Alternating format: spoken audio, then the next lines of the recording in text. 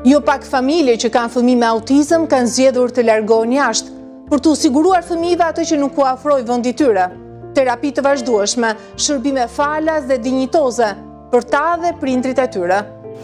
Nëse prindrit shqiptar marrin diagnozën e autizmit në Shqipëri, kjo është një lajm dyfish i keq, sepse jo vetëm sëmundja ka ecurinë e saj dhe ka nevojë për një trajtim shumë specifik, por mbi të gjitha prindrit shqiptar janë të lënë pak në vetëm dhe në mes të rrugës kur bëhet fjalë për subvencionimin, mbështetjen financiare dhe jo vetëm edhe sociale që jep shteti shqiptar.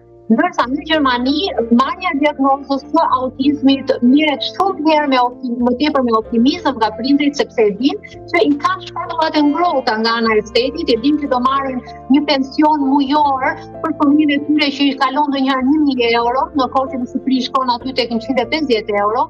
E din që lokopedët të gjithë, që nga pediatrët, që nga mjeku neurolog, që nga psikoterapistët që mund të shoqërojnë terapinë në varësi të simptomave që ka fëmija autist, të gjitha këto janë falas dhe rimbursohen nga shteti.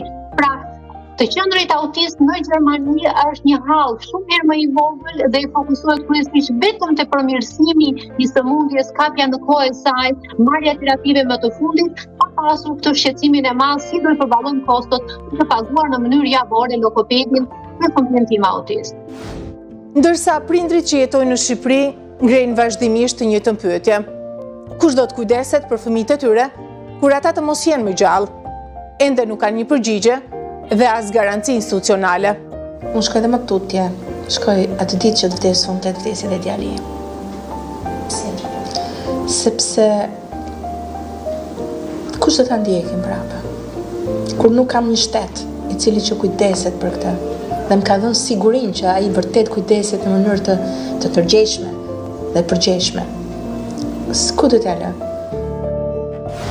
Studenti 22 vjeçar me spektër synon të jetë një zë i fortë në shoqëri për respektimin e të drejtave të personave me autizëm.